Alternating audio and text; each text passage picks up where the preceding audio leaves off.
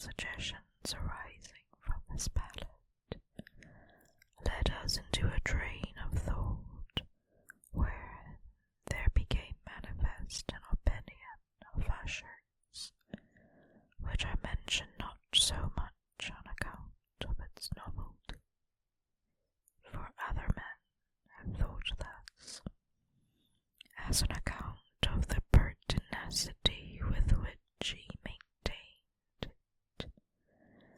This opinion, in its general form, was that of the sentience of all vegetable things, but in his disordered fancy, the idea had assumed a more daring character, and trespassed, under certain conditions, upon the kingdom of inorganization.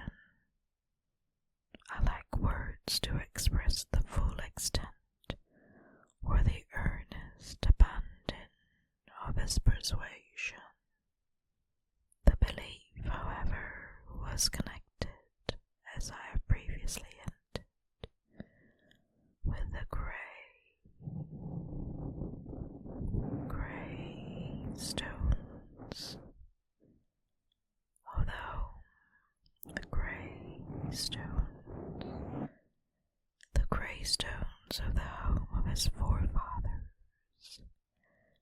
The conditions of the sentience had been there, he imagined, fulfilled in the method of collocation of these stones, in the order of their arrangement, as well as in that of the many fungi which overspread them, of the decayed trees which stood around, above all in the long undisturbed endurance of this arrangement, and in its reduplication in the still waters.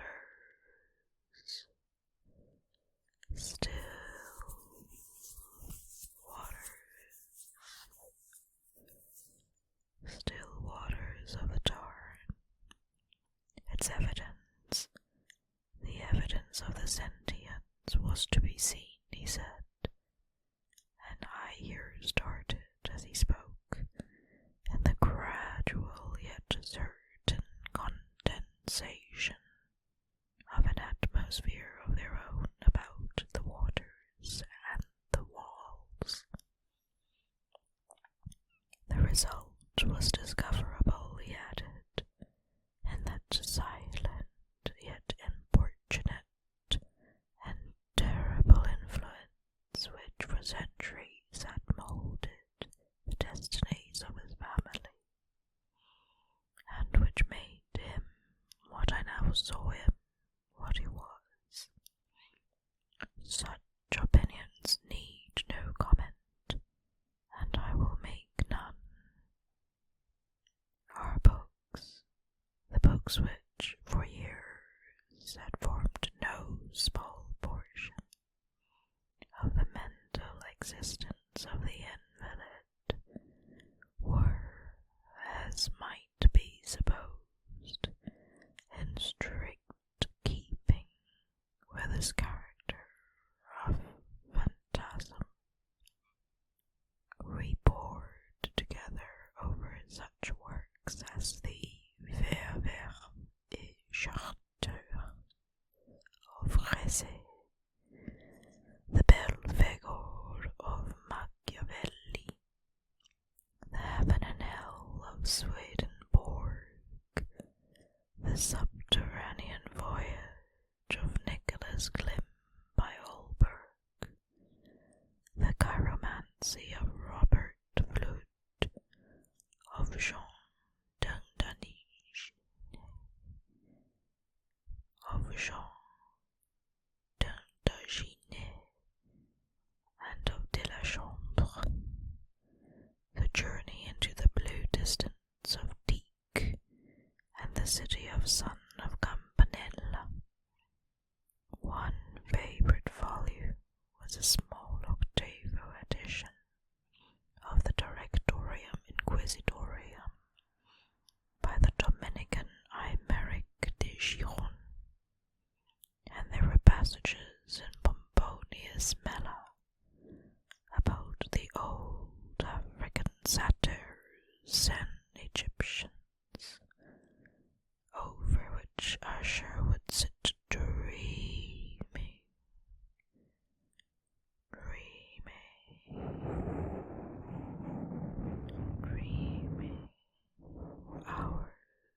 dreaming for hours. His chief delight, however, was found in the perusal of an exceedingly rare and curious book in quarto Gothic, the manual of a forgotten church, the Vigile Mortuorum Secundum Corum Ecclesiae Maguntine. I could not help thinking of the wild ritual of this work, and of its probable influence upon the hypochondriac, when, one evening, having informed me abruptly that the Lady Madeleine was no more, he stated his intention of preserving her corpse for a fortnight, previously to its final interment in one of the numerous vaults within the main walls of the building.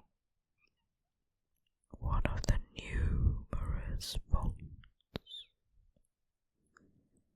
The worldly reason, however, assigned for the singular proceeding was one which I did not feel at liberty to dispute. The brother had been led to his resolution, so he told me, by consideration of the unusual character of the malady,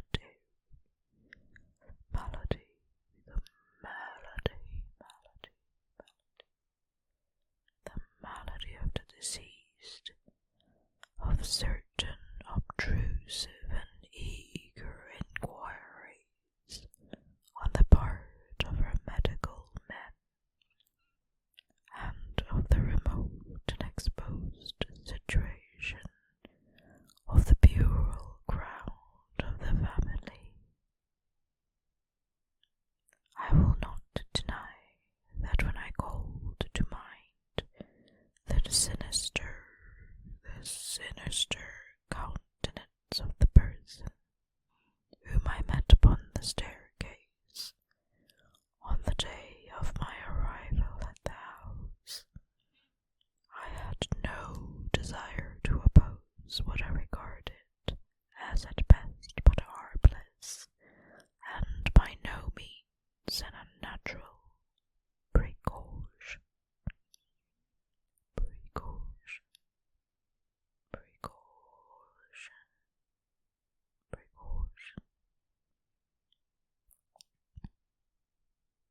At the request of Usher, I personally aided him in the arrangements for the temporary entombment. The body having been uncoffined, we two alone bore it to its rest. The vault in which we placed it, and which had been so long unopened that our torches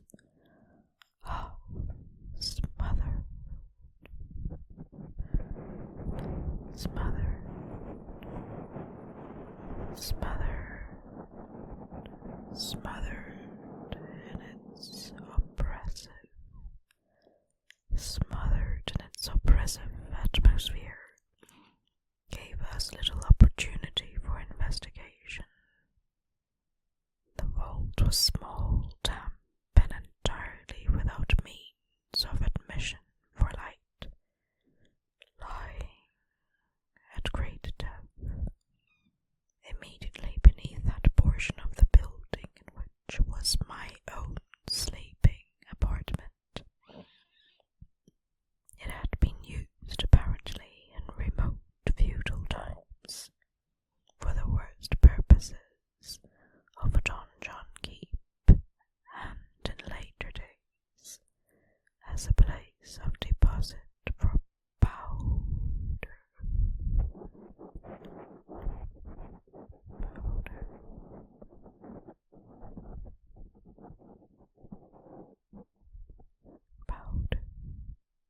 for some highly combustible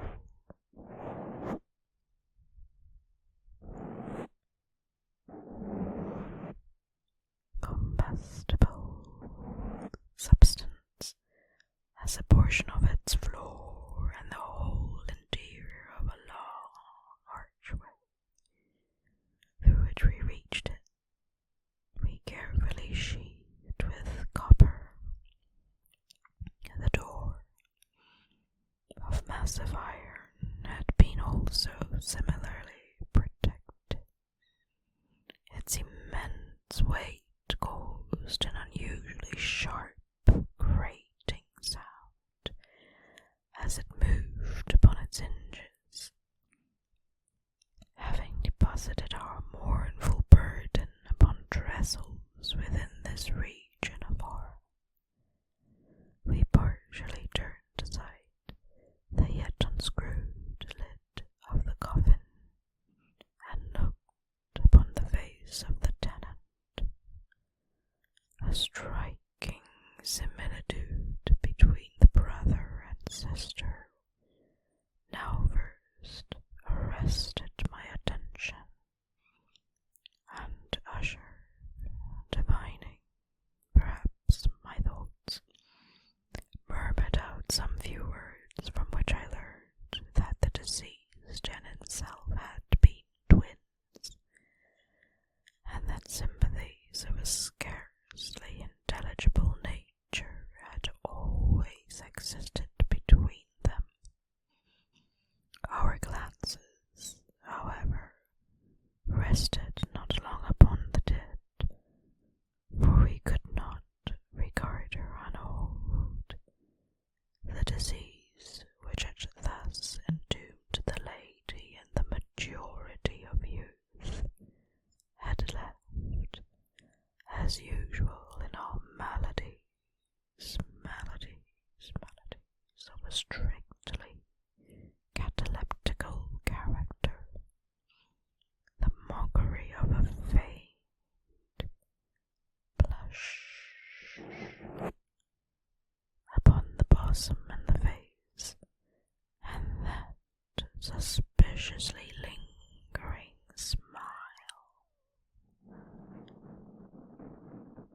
smile upon the lip, which is so terrible in death. We replaced and screwed down the lid, and, having secured the door of iron, made our way with toil into the scarcely less gloomy apartments of the upper portion of the house. And now, some days of bitter grief having elapsed, an observable change came over the features of the mental disorder of my friend. His ordinary manner had vanished. His ordinary occupations were neglected or forgotten. He roamed from chamber to chamber with hurried, unequal, and objectless step. The pallor of his countenance had assumed, if possible, a more ghastly hue, but the luminousness of his eye had utterly gone out. The once occasional huskiness of his tone was heard no more, and a tremulous quaver, as if of extreme terror, habitually characterized his utterance. There were times, indeed, when I thought his unceasingly agitated mind was laboring with some oppressive secret, to divulge which he struggled for the necessary courage.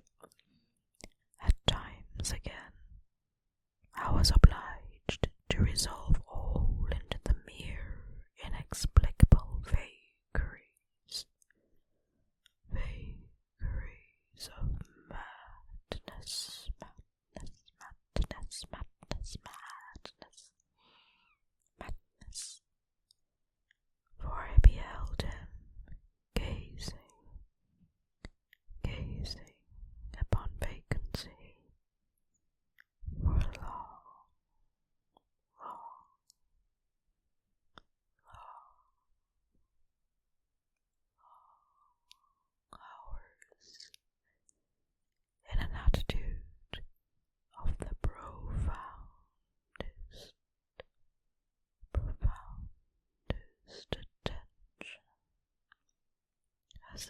listening to some imaginary sound.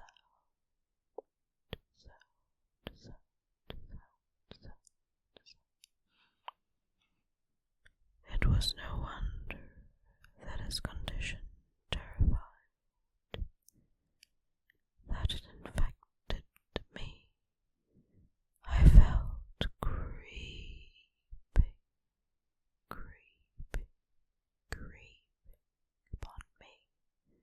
upon me, by slow yet certain degrees.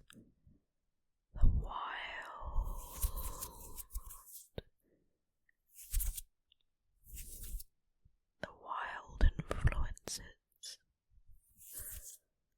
of his own fantastic yet impressive superstition